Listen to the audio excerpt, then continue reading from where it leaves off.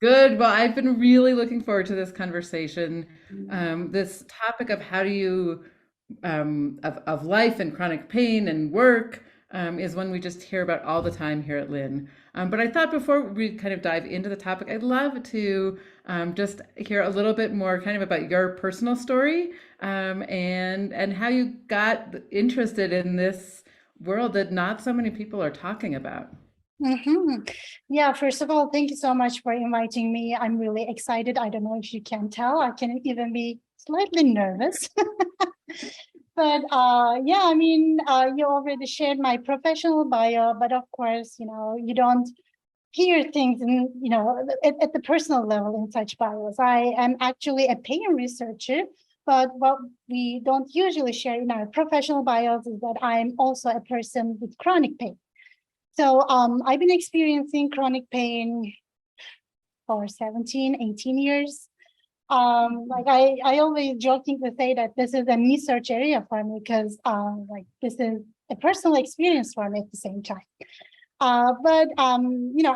To tell you a little bit about my personal story, I started developing chronic pain around the ages of 17. So I actually lost my mom on my Oh, so 16th birthday. And she was the closest person to me in the world. So this was a quite traumatic event for me. And I had a very, very long grief period. I'm talking about like years. And just a few months after I lost my mom, I started developing chronic pain, first in the back, then like lower back and the upper back, neck, and autoimmune disorder followed that. And actually, your previous workshop on grief and pain was very interesting for me in that sense, because that was good. literally my experience. I don't know how many people out there Many like me, people. but uh, Very, very so common. yeah, over the years, I learned first I rejected it. Then over the years, I made peace with it. Now I think I learned how to manage it, but I now combine my personal experience with my professional interest and skills. And these days, this is not just an issue for me or to understand this, is not just a personal goal, but I want to do this for science and for the greater good. Amazing, amazing. It's so important too because the numbers on chronic pain are staggering, right? We know that there's 1 in 3 Americans, and some estimates are as high as 1 in 2 even, that are Yeah. coping with some kind of a chronic pain condition. And so, while we often have this mistaken idea that like pain means I'm on disability and therefore I'm not in the workforce, that's just not true. The vast majority of I'm going to say us that are, working through pain experiences are also holding, whoops, sorry, my phone just leaped out of its phone holder, managing, a career as well.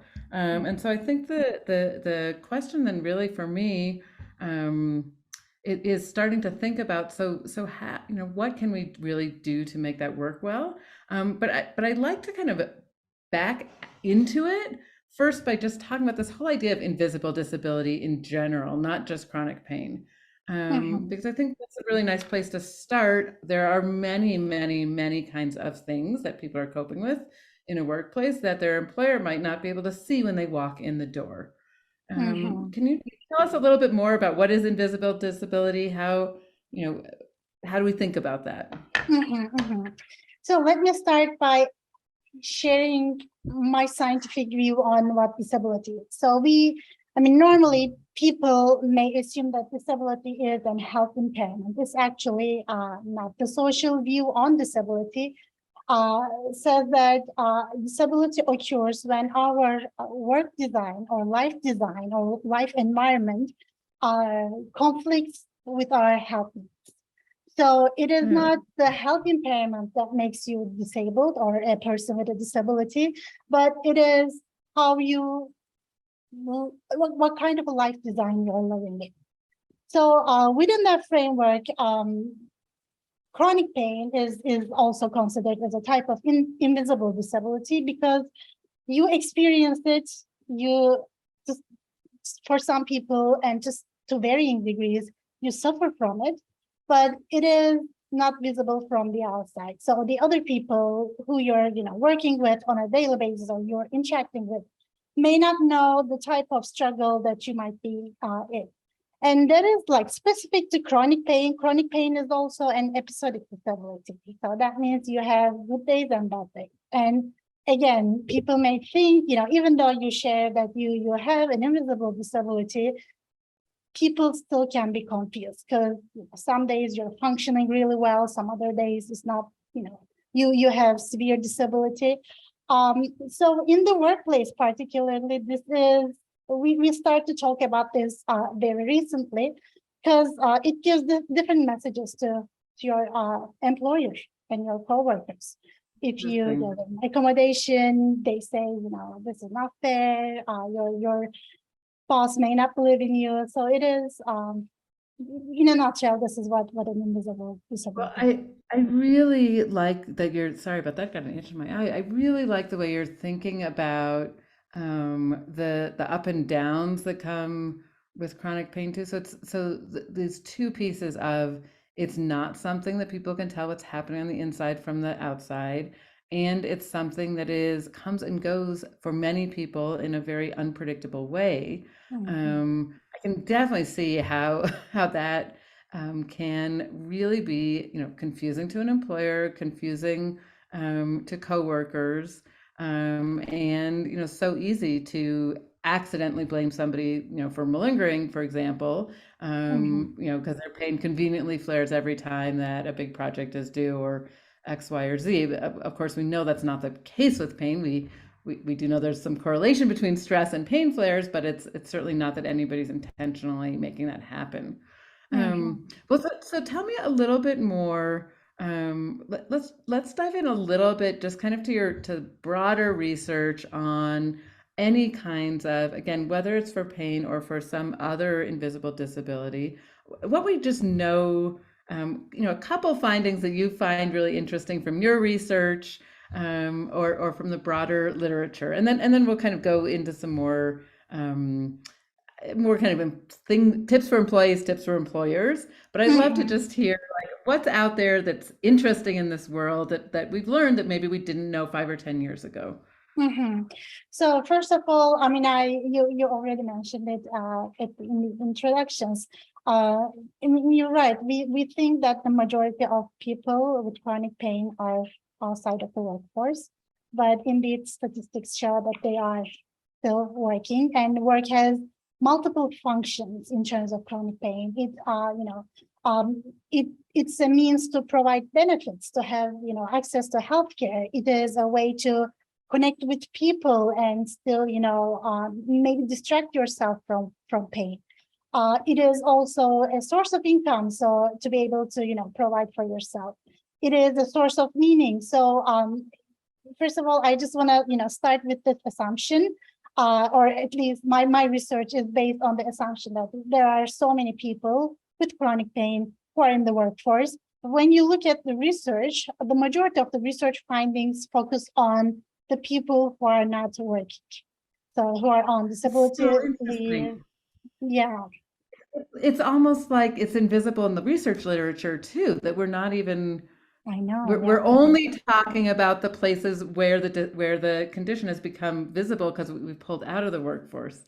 exactly. Well, so tell me a little bit more on the disability side then, because that's where a lot of the research is. Few Uh-huh. things that are kind of we've learned on that side, and then let's move into your research more specifically. Sure. So the research tells us that the majority of the people with chronic pain, well, not research, but like the research that focuses on the people outside of the workforce, are mostly concerned about getting people returned to work. This is an important area. This is like very important in my opinion. And when you look at the literature, there are studies that are obviously conducted from the employer side. So how can we gain back our workforce or valuable employees? But also like from the employee side as well. People want to work and they want to be able to work. So there are efforts on different return to work programs and their effectiveness. We see some studies on chronic pain self-management. So how can employees or like individuals in general can manage their pain, how they can, observe it. I think one of the I'll say established, but of course there are like different opinions as well, and I'm sure you will agree with me with that too. All literature. The biopsychosocial model of pain is getting a lot of support these days. That means pain is not only a physiological issue, or it doesn't only come from the tissue damage, but it also has biological and social components as well. To me, this is the most important finding in the literature. It's the finding that Lin is based on. So we clearly agree on that, that unless we're really looking and at and I'll even say the psycho and the social, we're not going to effectively move people out of pain. But I hear also in what you're saying something that we hear all the time at Lin, that I feel like is just a huge bias out there, which is that people who are off on disability don't want to return to work. Mhm, um, and or that they are again somehow to blame for the maybe they had an injury, they went out with the injury, but the fact that even as their body's healing, they may still not actually be through the pain does not mean that they don't want to get back in the door to work. It doesn't mean that they're faking. It's very, very real that we know about pain, that the pain can persist, and often does persist for a long, long time after there's after healing has occurred in the body. But I think that can mhm. be really confusing to employers. Um, Yeah. Like my understanding of my reading of the research is that first of all, I disagree. I think there is a important percentage of people who would like to go back to work, um, but they also like are hesitant. It's not because they don't want to, but they may be hesitant because they fear that they may not find the support that they needed once they start their jobs. So I think it's well, not an issue of wanting or not, but it's an issue of perceiving support or not. I really love that. Well, so you know what? Maybe for just a minute, we'll actually talk from the perspective of people with pain, and let's start with this moment of returning to work. If you haven't been working for a while, you're wanting to get back into the workforce. From what are things, tips, ideas that can be helpful for Mhm, people who are trying to make that transition back in? mhm, mhm. That's a great question. So I think there might be my answer, of course, depends on the level of pain and individuals like personal circumstances. But in general, I'll just assume that there's a person who would like to get back to work and they're just looking for general advice. So in that case, I can say, and especially if they've been on disability leave for a long time, it can be quite scary probably to get back to work because they don't know how to explain the time that that when they were on disability leave, or it might be hard to convince the employers that they are still they have the skills and resources to be able to perform their job duties. uh, but I think we sometimes look at this issue from a traditional employment perspective. So we just assume that a person is looking for to be employed by an organization. So first of all, I think in the last few years, there are important changes in the workplace. We have lots of flexible Interesting. work arrangements. There is this equality, diversity, inclusion movement that is taking place. So I think we have just started, but I'm hopeful that things will change in the next few years. I, And I I love what I hear you saying. What I'm hearing what you're saying is, look, if you're looking to return to work, maybe well, two things. First, it's okay to explore all these kind of non-traditional yeah. ways to re-enter the workforce, whether it's some kind of a gig piece to begin or some kind of a job share, or but Yep. the return to work doesn't mean I have to return to full time Yep. in any way, shape, or form. I really love that.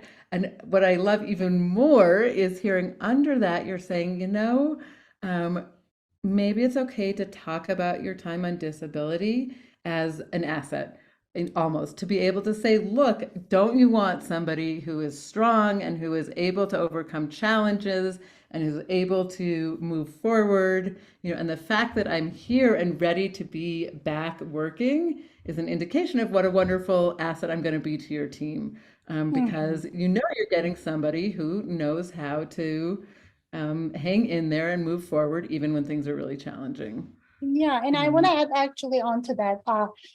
There is a Canadian study conducted in 2016, I think. They even, provided some evidence that employees with disabilities are loyal and they are reliable. Because once they have the fit, they don't want to leave the organization. They don't want to.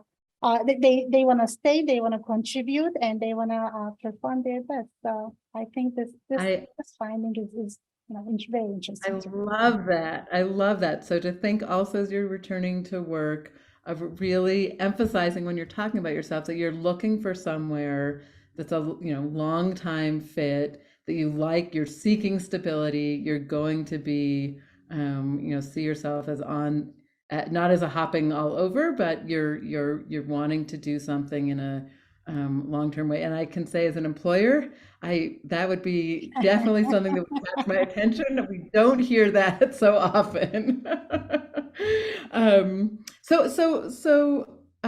What about, let's switch I'm kind of just kind of moving us up the work scale, but what about somebody who has been in a position, is working, but is realizing that for maybe a number of reasons, pain being one of them, that they're ready to switch to a different workplace. Um, can you talk some about what are things that people can look for in when they're interviewing, when they're talking to folks at a new job? What are Mhm. things that are likely to make a work environment a better fit for Mhm. somebody who is also coping, managing, recovering with pain? I'm so glad that you use the word fit, because actually this is the term that we use in this field in organizational behavior. So I think fit is important, and taking the time to find a fit, like person organization fit, or an organization that fits your needs and your skills and your expectations is important.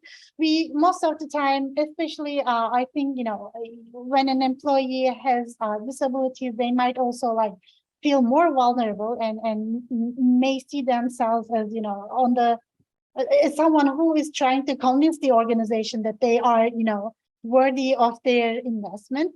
But the opposite is also true. An organization also must be worthy of your investments, because this is your time, your life that you're investing in. So I think interviews, as you mentioned, are very critical situations. So asking about, and to me, this is really interesting because we rarely, like an employer asks about uh, everything that they want to know about, ourselves and our skills, but we rarely ask organizations about what they provide.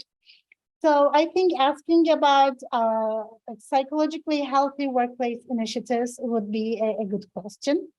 So by that, Can you explain that? Yeah, that's so first. I'm just going to underscore the switching of the tables, that it is actually not only the organization that's interviewing you, but you're going to be an incredible asset to them, and so you are interviewing them, and to come with questions, with understanding more about the environment. I mean, again, I'll say as an employer at Lin, that is a sign for me that somebody is really serious. If they've come in and have, really interesting questions to ask. So I love that. But so now what is this idea of a psychologically, say healthy the phrase workplace. again? It Yeah, was so nice. Yes. yeah. What Psychologically does that healthy. mean?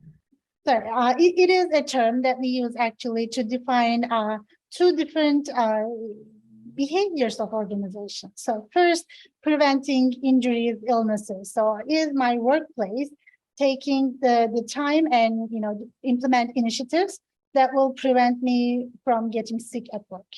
This sickness can be a physical sickness, it can be a psychological sickness. Are they really, taking the time to prevent illnesses? The second set of behaviors is health promotion.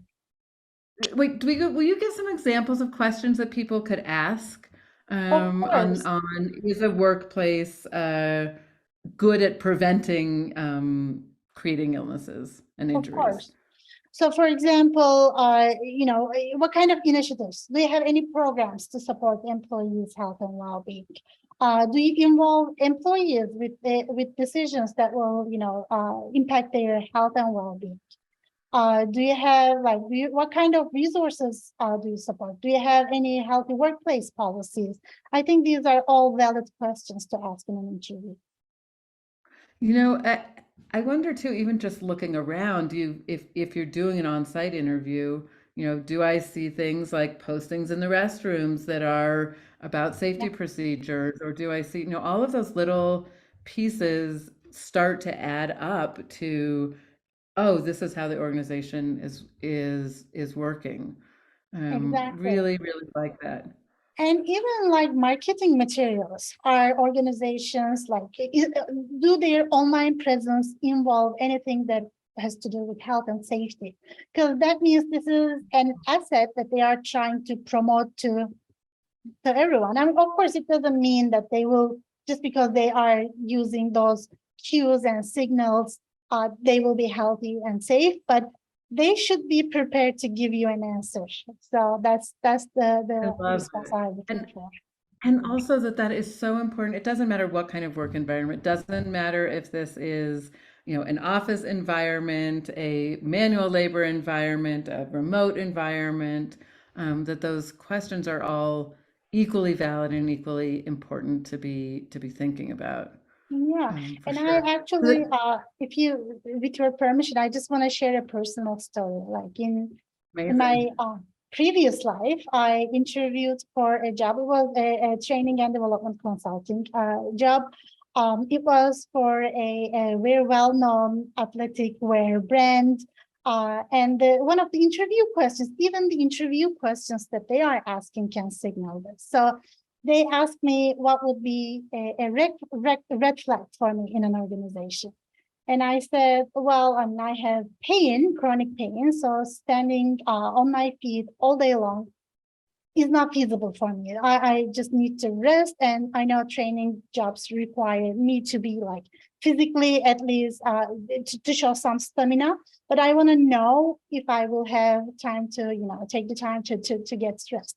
And they said, no, this is not something that we can provide. And to me, the interview was over because maybe they have valid reasons, but it wasn't for me. Amazing. That's so important. And it's important also because then you've avoided the, and I don't exactly want to call it trauma, but it is traumatic to start somewhere with all the expectations and excitement, and then realize this just isn't going to be a good fit. Um, Mhm. yeah, and so to ask those questions ahead of time to just know, is this going to be a fit or not? Or to know more. So important. So you were starting to say there was a second piece. So one is there a psychologically healthy workplace? Mhm. And what is the second area that people want to look at if they're thinking about a switch into a new work environment? It is actually related. So it is the health promotion piece. Do they have initiatives, programs that will help to promote health? Like, will they do something even to contribute to, health? It's not just prevention, but also promotion of health. So again, I can give an example because I'm like very much interested in chronic pain. I particularly ask organizations what kind of supports they provide in terms of pain. And there was one organization, this was a university in Canada. They had pain support groups in the workplace. Just people with Amazing. pain come together and talk about pain. To me, this is a sign of health promotion because there's, not much they can, well, they can still, prevent pain, but also they promote it, they, embrace it. So yeah. Yeah. Yeah, that's so important. It's also a piece I think when I think about this question about interviewing, to really also ask, even at a personal level of people you're interviewing, tell me a story about an employee who has an invisible disability and how they were, and how you work with that. Or tell me a story about about a manager who needed to make adjustments to help make the work environment work for one of their employees. Mm-hmm. Um, I think Mm-hmm. one hears very clearly in some of those questions um, both the factual of what the workplace has, but also the deeper culture, right? The deeper sense of, like in your example, no, we just expect everybody to do this. Mm-hmm. Or of course we have all kinds of flexible arrangements. I can list off 7 people who, for different reasons, have slightly different ways that we make them productive, and Exactly. that we as an organization see our job to set our employees up for success. Mm-hmm. Mm-hmm. And like our research shows that your leader, like close supervisor, will be your primary supervisor, uh, are the critical people in this process. So not just inquiring about the organization, but I think inquiring about the supervisor is also key. Because even if the organization provides supports, you will be working with this person on a daily basis. So to ask, is it possible to meet my supervisor as part of the interview process? Again, sometimes it may be, sometimes it may be not, but it's certainly always a valid question to ask. And to trust your gut when you meet that person, or to learn something about again, the organization's ability to be flexible and responsive. Another thing I really like being asked as an employer is, hey, not only would I like to talk to you, especially if somebody's interviewing with the person that is going to be their supervisor, but I would love to talk to some of the people that will be my peers. I'd love to hear Mm, from them what it's like to work for you. mhm, Because often that peer-to-peer discussion, you hear things in a different way, and are really able to hear, is the health culture and the pro health stance and something that's just a platitude, just words that the organization says, or do the peers really feel, no, this supervisor is behind me, this supervisor helps make things work when we need to, this supervisor is someone I like to um, tell, I feel trust in my mhm, supervisor. Those are all questions that can be, I think, easier to ask in a peer-to-peer setting than asking the person who's going to be your supervisor when you don't yet work for them. mhm. Um, And these are valid uh, questions. These are not like taboo questions. Correct, correct. They're absolutely, they're very, very valid. So what about on the other hand, what about if you're interviewing and somebody asks you, um, uh, something along the lines of, again, for whatever reason, if they have some insight into your pain condition, if they say something directly about, well, does this mean you're going to have to go to a million medical appointments, or does this mean, X, Y, or Z? How would you handle that situation where you feel like you're being asked directly about how your visible or invisible disability or pain is going to impact your ability to work? So first of all, they shouldn't be asking you unless you give any, you disclose. But I think showing like capitalizing on your skills is important because we know that half of the population almost have chronic pain. So this is not a rare condition. This is not a rare type of disabilities. First of all, I think communicating that would be important, and also like ensuring that you have valuable skills that will add to them, that will meet their needs, is important. In Also like showing probably how if your needs are met, you actually would be like, this is equity. You could be as, you know, uh, functioning as well as another employee, because you just have needs. It's not that Right. you will not work. Right. Right. Absolutely. Absolutely. Absolutely. All right. So let's do one more as we're tracing along all the various different workplace scenarios. Um, I'm in a job. I've been in this job for a long time. Um, I don't have any plans to change, but my health situation has changed. Mhm, And I'm trying to figure out um, how to manage that, how to advocate to myself, what to share, what not to share, when not to share. mhm. Um, Give us some thoughts on that. Sure. I mean, we talked about pre-employment situations just a few minutes ago. Choosing to share or not is at your discretion. So I personally think that disclosing even during the interview is important to see their reaction. And if it's not an organization that will be willing to support you, it's a good time. I think they signal it, and it's a good time to leave.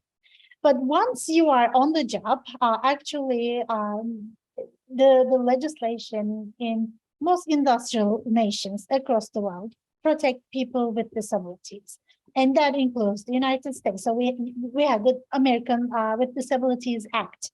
So that tells us that your employer actually is legally required to provide you the accommodations that you need on the job. They cannot unlawfully, sorry, they cannot terminate you because of your disability. So this, knowing this, I think an important piece. Another important piece is that you don't need to share your health details, but you can say, I have an invisible disability, and these are the things that I need. And being very open with your needs is, I think, important. So We let me just underscore that because it's so different than what I would have thought to be able to say, um, I'm here I have a disability, so you're bringing Mhm, the protection of the ADA behind you. mhm, That employers, that's a word I think that people listen, perk up and say, okay, I get it. I need to now be careful as an mhm, employer, and sensitive. But that you don't have to say exactly what that disability is. And that then come in with some very real clarity about your needs. So my need is I need a 15-minute rest break. In your example, I need to be able to sit down for 15 minutes out of every hour. Or my need is, X, Y, or Z. I have two appointments I need to make it to, um, but I really, really like that to come in proactive with what would make the set situation workable for you. Actually, in our research, like, employers are not evil. Not all of them are evil. Like, this is not employee versus employer. In our research, we found that organizational leaders think chronic pain is an important issue, like 80% of them.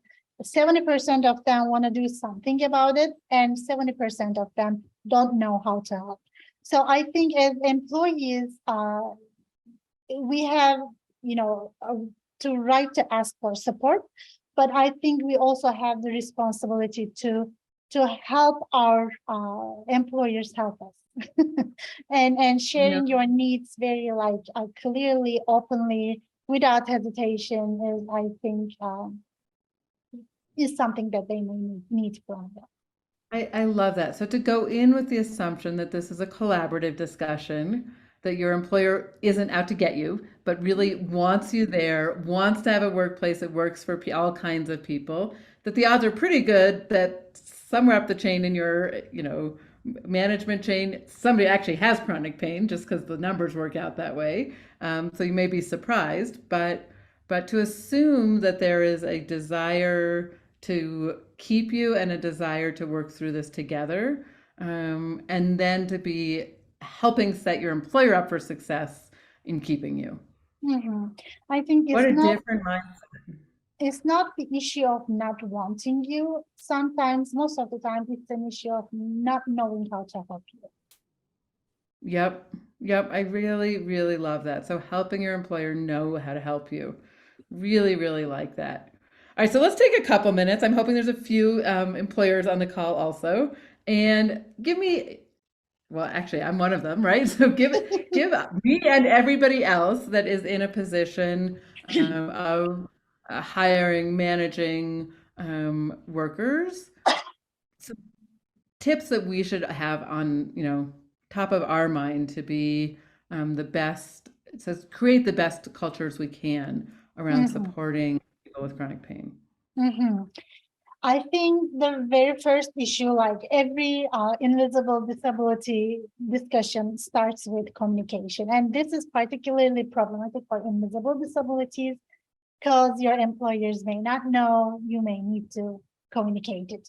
But there are also, as you would agree, there are significant power differences in employment relationships. So your employer or your leader might have too much power, or like the power imbalances can be the reason why employees hesitate to open up in their workplaces.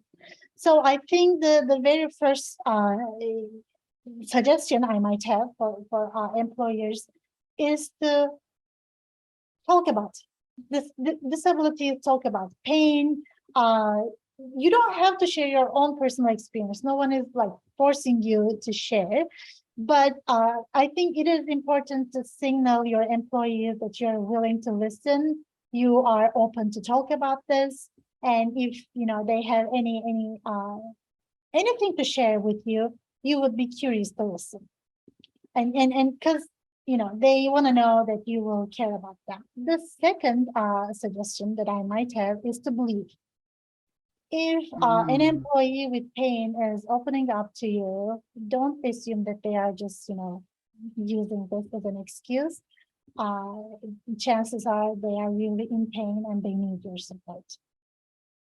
That is so important. So, so important is taking the employee's word at face value and working with it Mm-hmm. instead of saying, well, but Tuesday you were fine and Wednesday you weren't fine.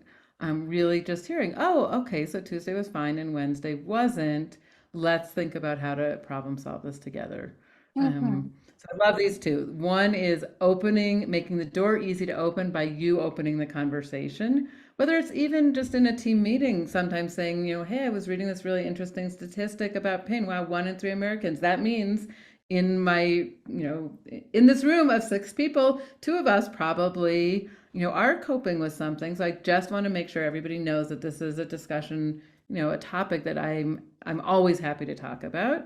And then when somebody does approach you, to really um, listen to them fully, believe them, and maybe even I would say on top of that, be admiring of their bravery to come up and advocate for themselves and remind yourself that's what great employees look like, because that's also somebody when they see something that needs fixing in this organization is going to come up and advocate for that as well.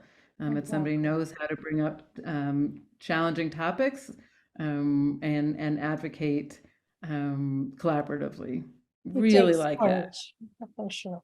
It does take courage. Absolutely, absolutely. All right, so what we like to do in these conversations is switch kind of towards the end, and we're moving into the end section here to some Q&A. Mhm. And Hunter, usually you kind of cue us up with some questions, audience questions, things that people would like us to speak to.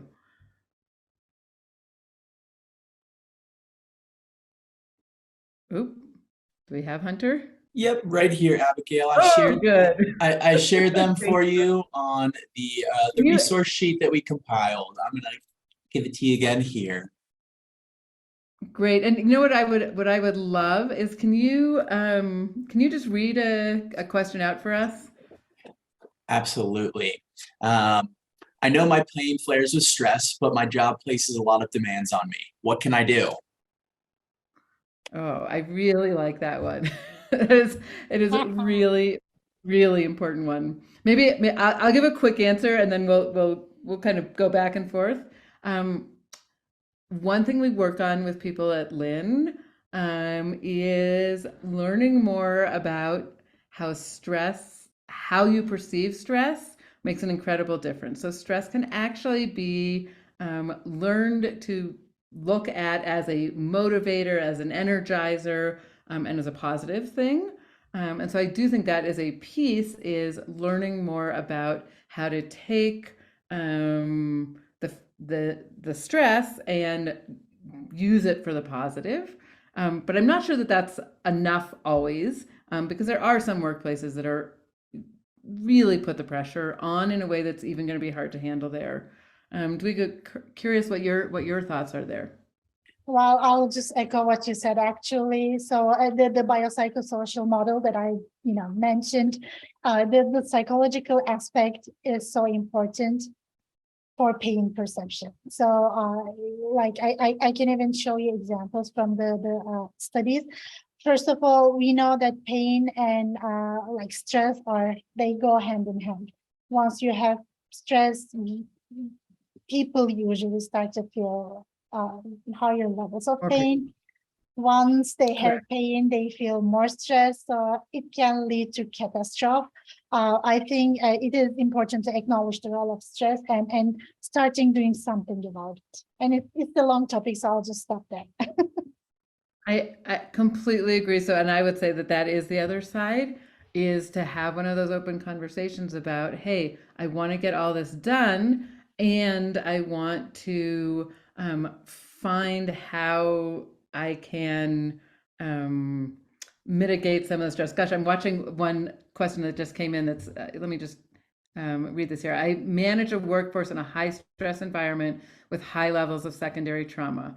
How do we help workers navigate this? How do we help workers navigate this, especially when we have a higher level of stress, secondary trauma, and are seeing workers with reporting issues with pain associated with work? What can we do?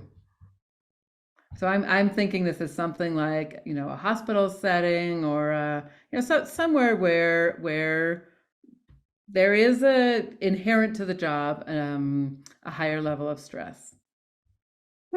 I see. Okay, I was just reading the question myself. Yeah, I mean, I think solutions are like this is, of course, more complicated case. Let's start with acknowledging that. But I think the solutions are similar.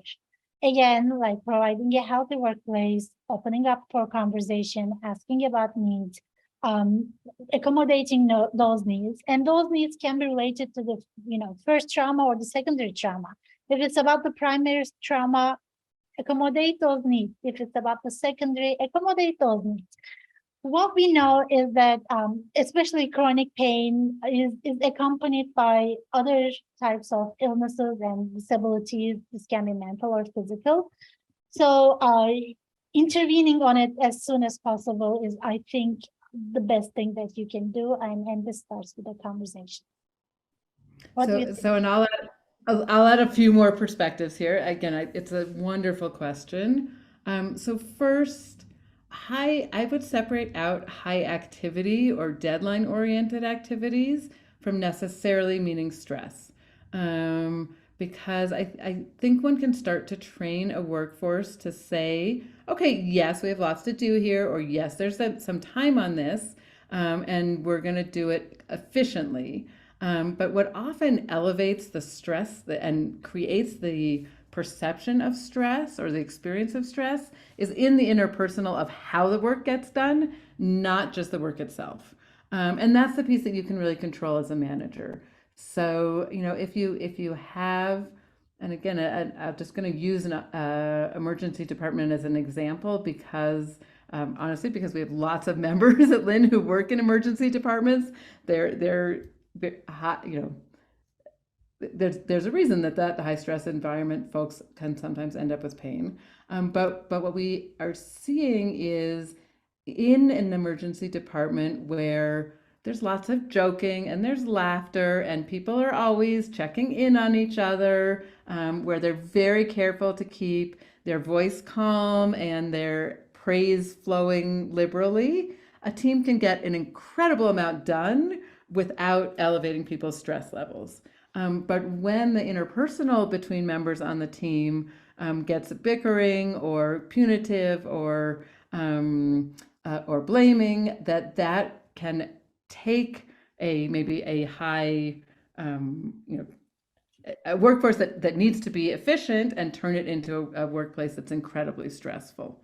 That's a great Um, answer. Can I just add one more thing to that? yeah. There is a healthy leadership model that we developed a while ago. It's called right leadership, and each of those letters actually it's an abbreviation of 5 behaviors that leaders can do. The R is for recognition. So recognize your employees as individuals, as human beings, as workers. I is involvement. So involve them in decisions that may, concern them. Ask about their perspective. Right. G. G is growth and development. Grow them, develop them, support their own, development journey. H is for health and safety. So talk about health and safety and promote health and safety. And T is teamwork, because you can't do any of these alone. You need a team and foster, teamwork and a positive team environment. So I think this, I could see each of the behaviors that you shared in your answer, Abigail, corresponding to any of these letters. So yeah. So I love that. Right. I'm always going to go back to it that the biggest thing an employer can do to help take a deadline oriented or a place where there's lots of challenge and make it um, a, a healthy, productive place where people with pain can work and where we're not inducing pain is to do it right, to keep the RIGHT all rolling. Really, really like that. So I think we have time for one more question. And I'm going to go ahead and just read one more out here. I have trouble sitting for long periods. I see many job descriptions that mention their positions require sitting for long periods. Is it best to avoid all of these positions, or are there protections for reasonable accommodations regardless? So maybe I'll give a bit of a Lin answer first, and then we'll also give a bit of a protection side answer. Do we go second? On the Lin side, there are many, many, many people that work with us at Lin who do find that some of these things that they find hard to do, for example, sitting for a long time, that one actually can learn to do them comfortably. And that's something we work a lot with our members on, is where are there things that I've avoided because of my pain that we can help retrain the psycho and the social in the way your brain is processing to enable you to do some of those things more and more and more. That said, I think this question also had a piece of, well, I am where I am today, and I'm looking for work. As I'm going in, what should I be thinking of in terms of legal, reasonable accommodations? Mm-hmm. And like I'll just repeat what you said, actually, maybe with more theoretical terms. So if you wanna study, like search this, I strongly suggest looking for the fear avoidance model. So it's like literally what Abigail just shared. Once you start fearing, you start avoiding. Once you avoid, it becomes more difficult. So I would say yes, uh, don't avoid those positions, but ask for accommodations. And I can give you an example from someone I knew, actually.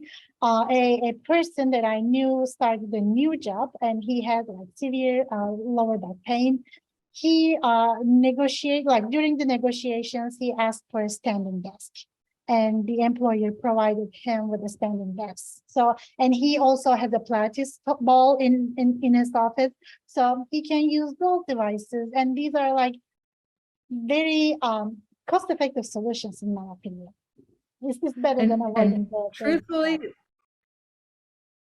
and a work environment that is health oriented is going to know that sitting all day, every day is, well, it doesn't cause pain. It is good for our bodies to move.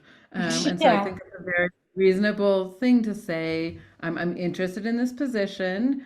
And I also need to find some ways to be able to have some movement. Is that something that can be accommodated, while also working on learning the skills to have less fear avoidance and more learning to make sitting comfortable for yourself. So we're actually kind of getting to the end of our time here today. Hunter has a little bit of information for us as we wrap up, but I just want to thank everybody so much for joining the two of us in this conversation. Duygu, especially appreciative to you, both for our time today and truthfully for giving me an incredible broader perspective as both for Lin and as an employer on how we can create environments and support our employees. So I both enjoyed the conversation and I'm very personally grateful as well.